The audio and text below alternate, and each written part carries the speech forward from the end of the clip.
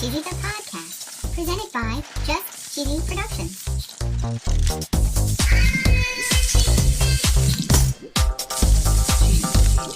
Hi there, I'm your host, Fondue.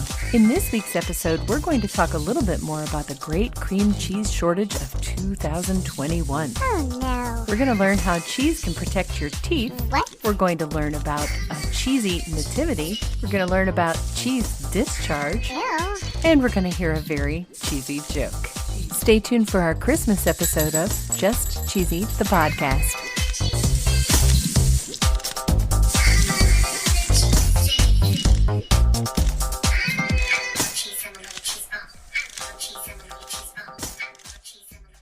So cheesy, it seems like we're still in a bind with this cheese debacle. Did you mean a rind?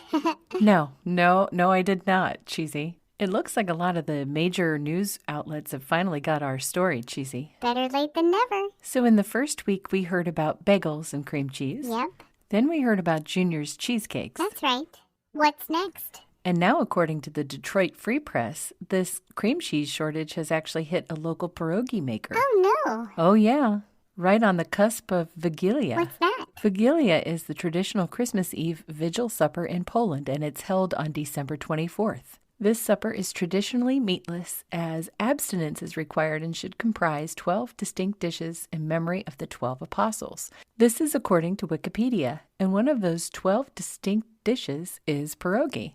According to Detroit-based Patrizic Pierogi, they didn't have any shortage of cream cheese at all, and then all of a sudden, for a week straight, there was no cream cheese anywhere. Wow. And Drew Gear over at Little Pierogi and Crepe Kitchen in Wyandotte said the shortage hasn't affected his business yet, but if it does, 2/3 of that restaurant's core menu, pierogies, crepes, and soups, would have to bear the brunt. They go through 30 pounds of cream cheese every 2 weeks. That's a lot of cream cheese. And in order to stave off some of the problems with cream cheese, our buddies at Philadelphia Cream Cheese said this in a statement. And this is according to Thrillist.com. But they said... What'd they say? They said unprecedented demand has left cream cheese shelves in grocery stores noticeably empty as people continue to use cream cheese as an ingredient in easy desserts and recipes and at breakfast time. Okay, so what? There's more. So they said, so buy any dessert, cookies, brownies, cupcakes, and Philadelphia will reimburse the cost to replace your homemade cheesecake up to $20. What? Wow.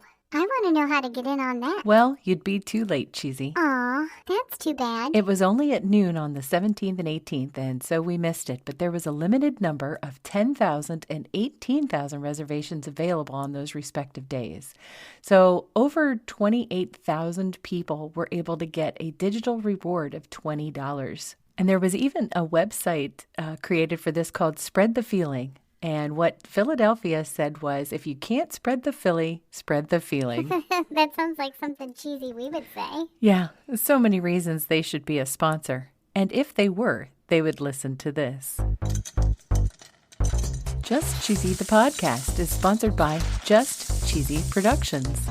This week, a new song drops by Just Cheesy. It's called It's a Cheesy Christmas. It's going to be an automatic Christmas classic.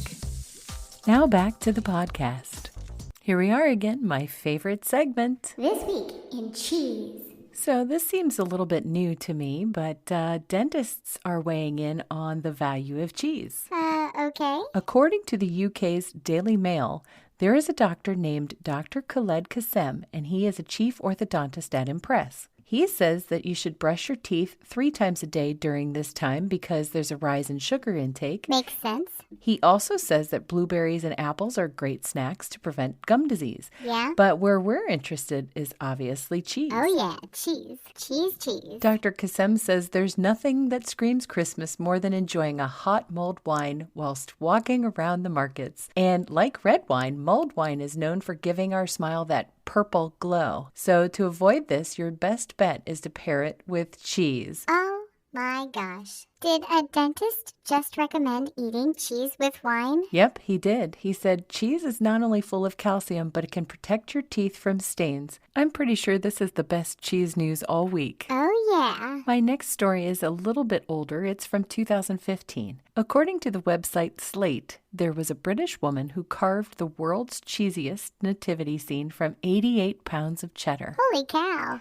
No doubt. Christmas has had its fair share of other crushes out of food, such as gingerbread and chocolate in the past, but this was the first one ever out of cheese. The artist's name is Prudence State. She said that sculpting the world's cheesiest nativity scene took 5 days. She made a manger, a Mary, a Joseph, a baby Jesus. Baby Jesus? Absolutely not. I said baby Jesus. So Prudence included all of those things and everything else you'd find in a typical nativity scene from mature cheddar. And the wise men were bearing the gift of Branston pickle relish, a typical British cheese accompaniment. Wow. Prudence created this by hand in her workshop, and it was 16 inches by 6. She treated the cheese like clay, and she sculpted it with tools of the trade, such as sharp knives and metal loops. She grated offcuts in a food processor before blending them together to form unified lumps of cheese. She says she worked the fine details, such as the facial features of the baby Jesus, with a magnifying glass and a toothpick, and she refrigerated the well-worked cheese sculptures to help them firm up for display. Holy cow. You can check out the making of it on slate.com, and it's called Cheese Nativity. It's a really good short video.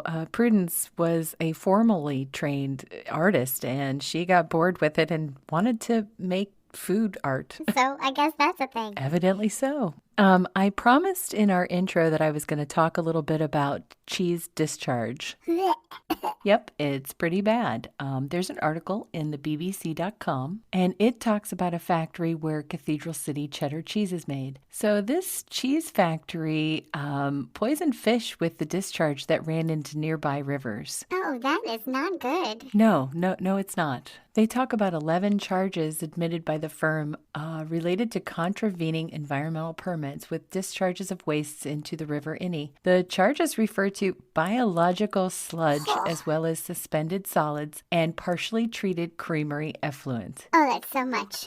2 offenses relate to the permits on odor. Odor? People living near the plant said in 2018 that their lives had been blighted by the foul smell from the plant that kept them awake at night and gave them headaches. In another article, they described the smell as a pungent, fishy stink. Phew. Wafting from the creamery during the night, and it's making them feel sick. I'm out. It's time for a joke. You got it, Cheesy. This week's is a Christmas joke. Why did baby Jesus like Swiss cheese the most? I don't know. Why? Because Swiss cheese is very holy. Get it? Very holy.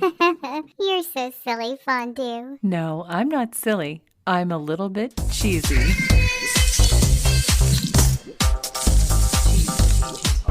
Thanks for joining us on our Christmas edition of Just Cheesy the Podcast. Join us next week for episode number 7. Merry Christmas, everybody.